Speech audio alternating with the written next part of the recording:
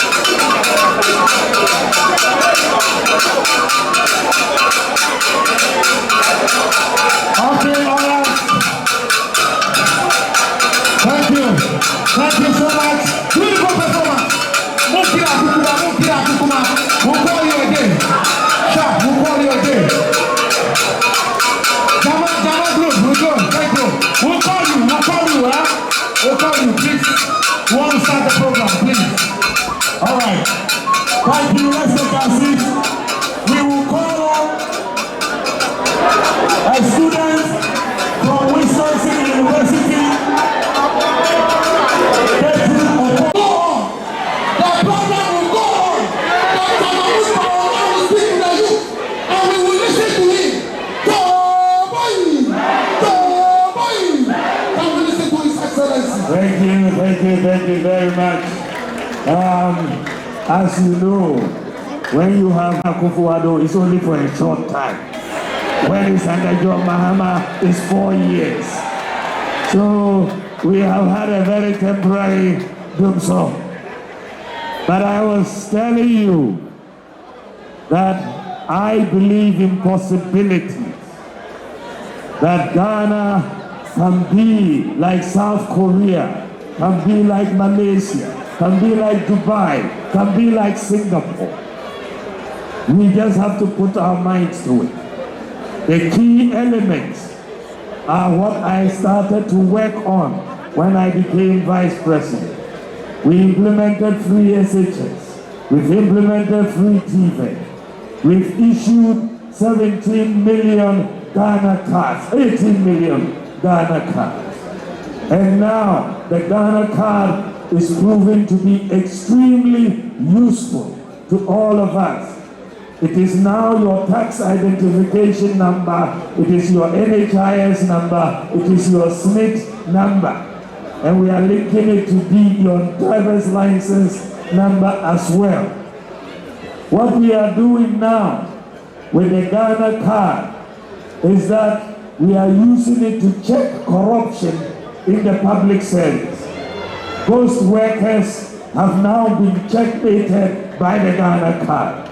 What I did was to ask every government worker to be linked with their Ghana card so that we can make sure every worker actually exists. Because every worker on the Ghana card has fingerprints. But if you are a ghost, you don't have a fingerprint.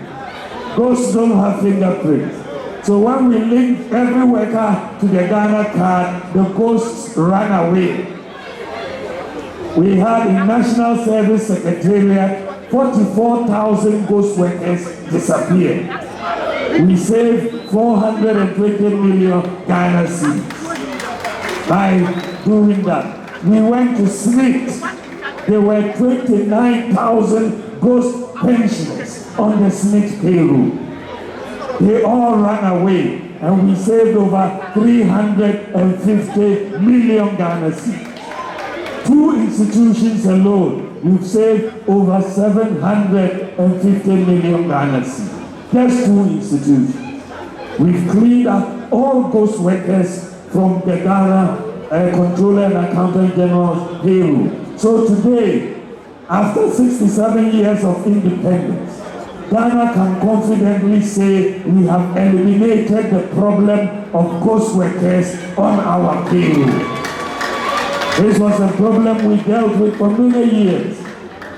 Today, the Ghana card has now been linked to the ICAO travel database. That is the International Civil Aviation Organization. We took the Ghana card and went through a lot of rigorous testing processes in Canada, in Montreal, and the ICAO headquarters. And Ghana card passed all the processes. And therefore, it is now part of the ICAO travel database. And so, if today you go abroad as a Ghanaian, and you are in Saudi Arabia, Dubai, China, America, UK, Japan, Germany, any country outside Ghana, and your passport gets missing, you can take your Ghana card and board a plane and come back to Ghana. So many people are now coming back to Ghana with their Ghana card.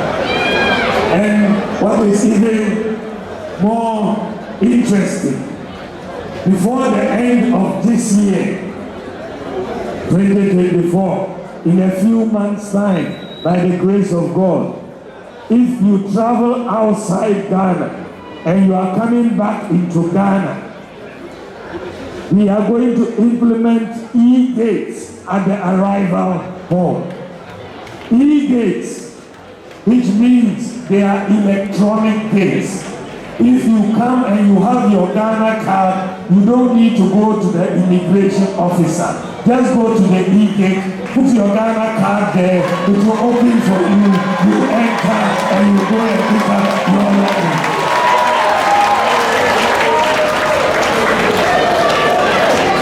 It is It is possible. We can do what the advanced countries have done. And my brothers and sisters, from next year, we are bringing in a new process of applying for passport. Because all the information you need to apply for a passport is on your Ghana card. All the information is on your Ghana card. So from next year, if you want a passport, as long as I am president, if you want a passport, you no longer need to fill a passport form.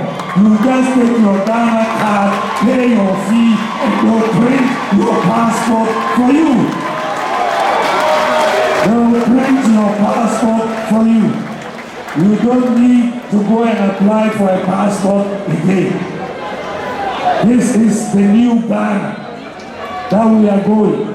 And by the way, let me tell you, they don't have a digital ID in the United States.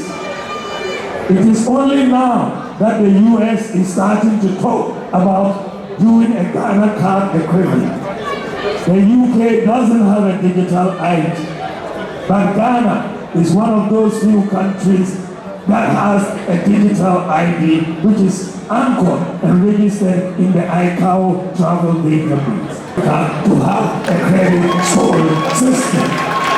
The second country in sub-Saharan Africa to have the individualized credit scoring system that I am aware of. I'm not aware of any other country that has reached that level. And it's because of what we have done in the digital space.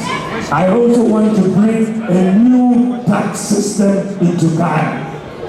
The tax system we have inherited from the colonial days is not working for us.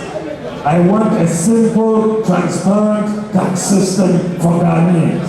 And the system that we are going to introduce is the system which is the most tax competitive system in the whole world.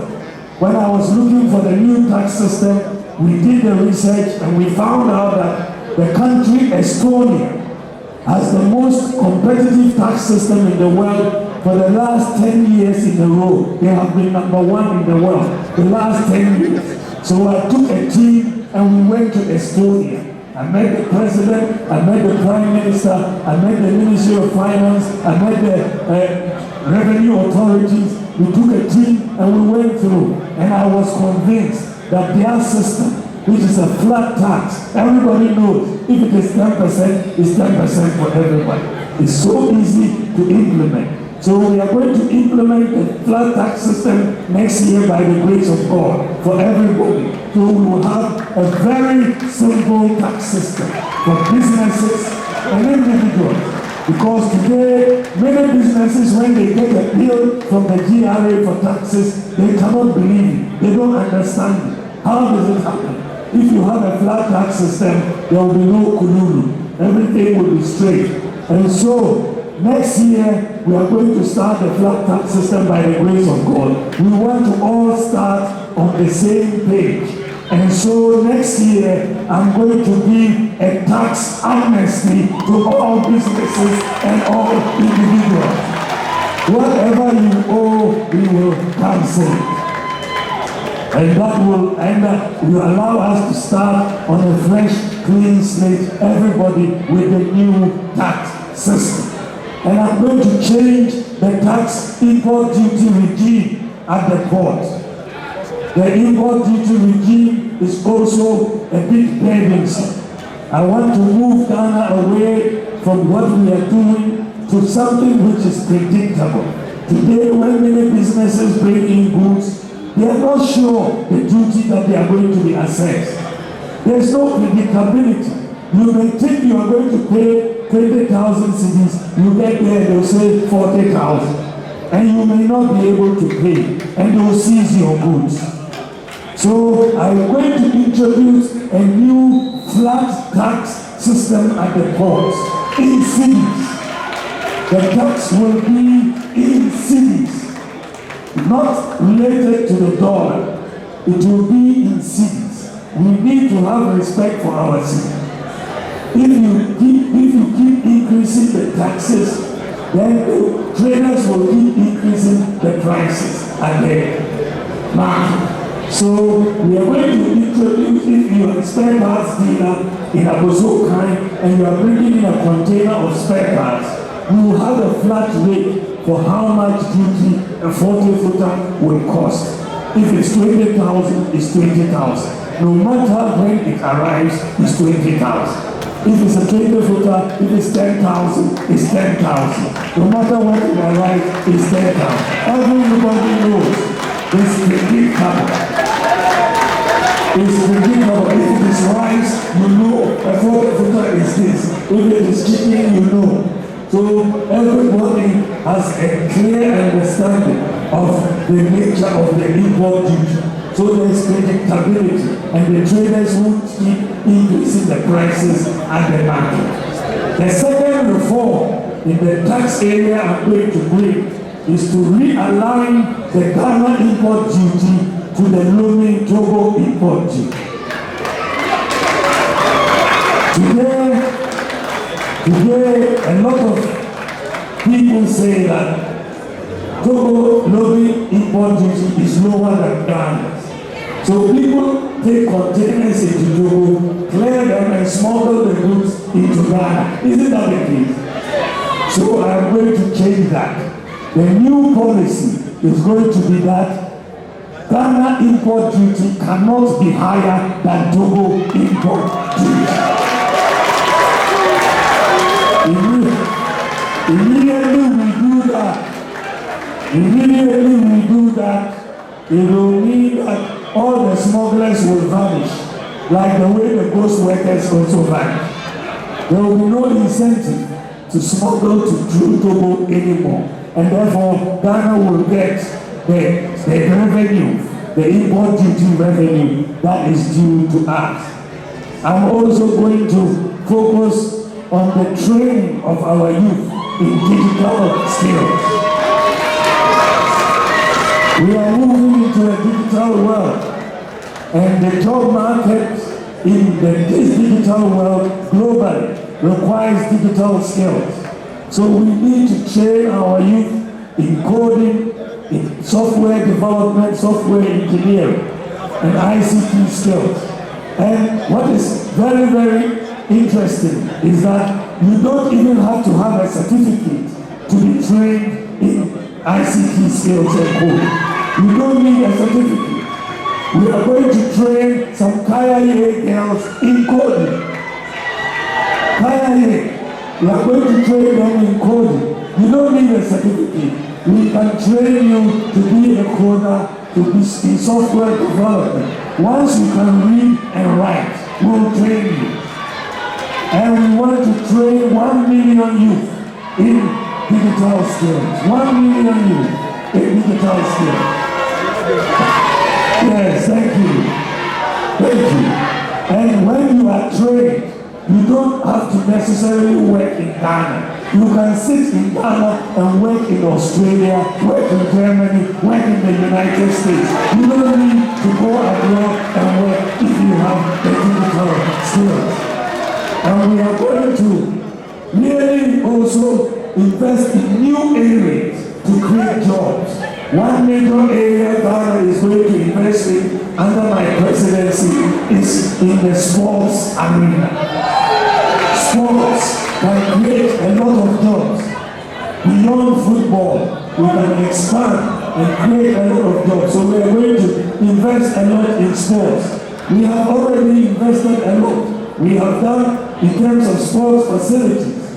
We have built more sports facilities than any other government in our history. When we came into office, there were only 3 astroturfs in the whole of Ghana. 3 astroturfs. Today we have over 150 astroturfs in Ghana. Over 150. We are constructing 10 multi-purpose sports stadiums. 10. We have completed 6. And we'll complete the remaining 4. We built the Boteman multi-purpose sports complex, which we use for the Africa Games. We've completed the University of Ghana sports stadium. No government No government has built more in the area of sports than the NDP government. No government in our history in terms of provision of sports facilities. So we are going to open new growth schools, investment in sports, investment in tourism, investment in the creative arts, pharmaceutical. These are all new growth goals, the digital area, so that we can create more jobs. We as a government have created more jobs than any other government, 2.1 million jobs, but it is not enough. We want to do more. I want to do more. Give me the steer and let me do more.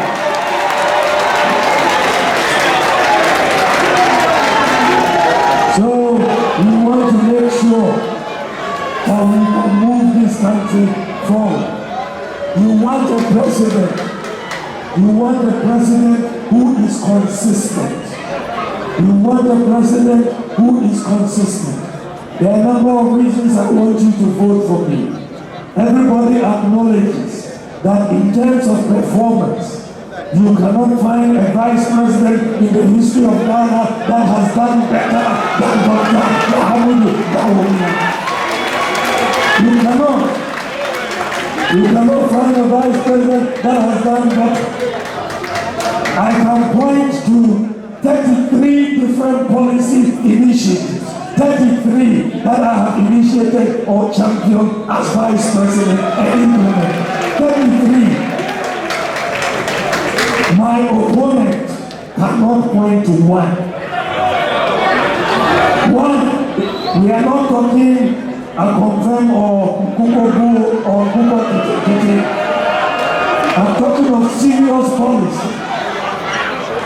Serious policy. I can point to 33. He cannot point to one. So the score is 33-0. 33-0. Isn't it? Maybe that. The score is 33-0. They cannot match. So if I have been able to do all this as vice president, then it goes to say that if you make me president with all the power, I can do more. I can do more. If you give me the steer of the vehicle, I can move and do a lot more. The second reason why I want you to vote for me is that I am a fighter against corruption. I fight against corruption. I have put in systems to fight corruption.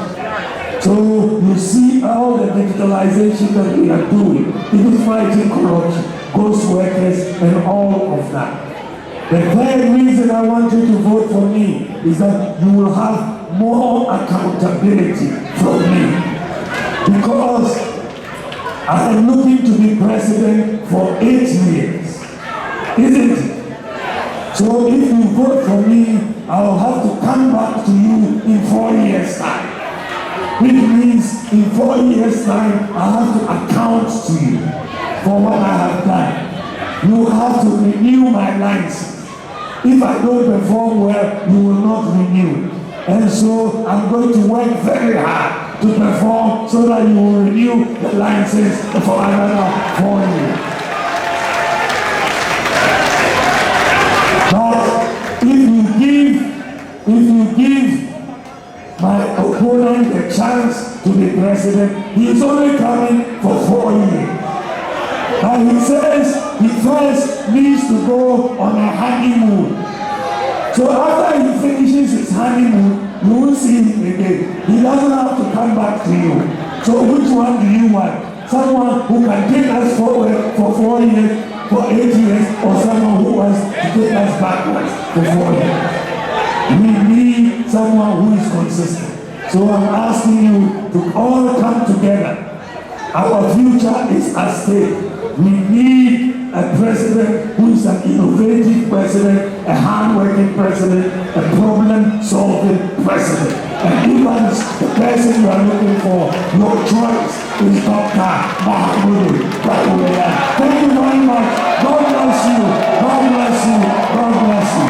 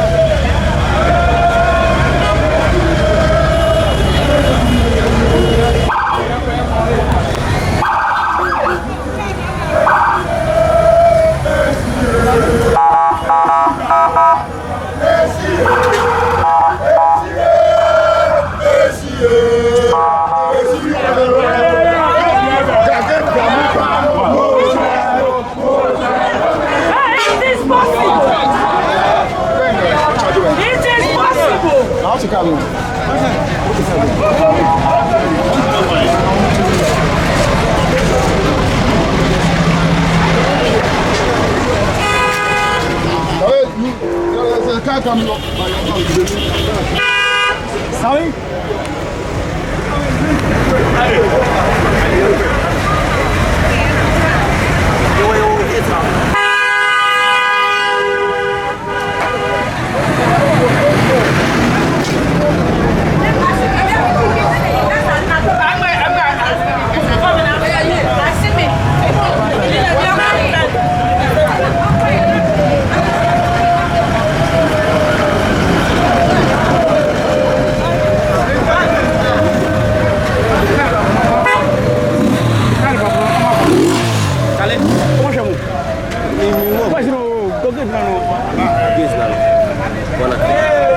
That's community colleagues.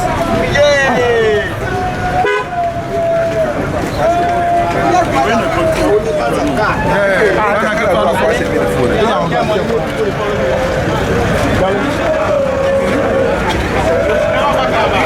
All of them, probably yes. About the same.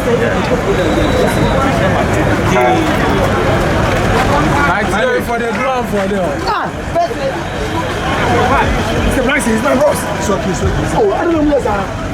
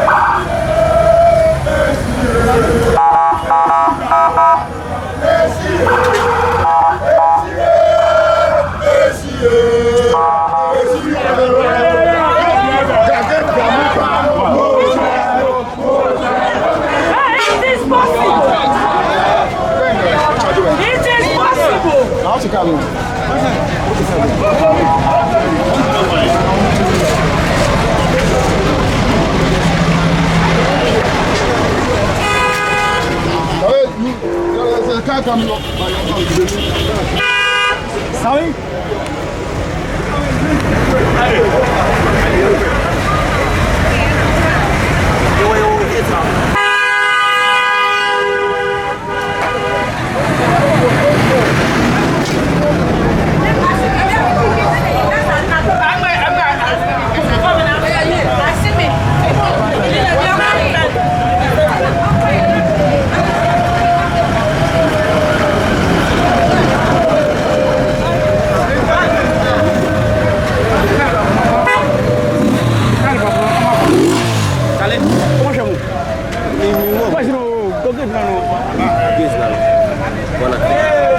Ask for media colleagues.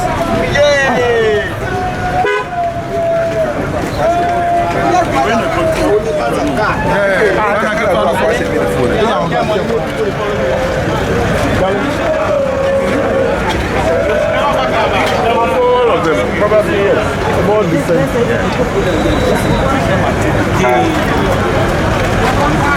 For the drum for them. Mr. Blancy, it's my boss. So, oh, I don't know who else are.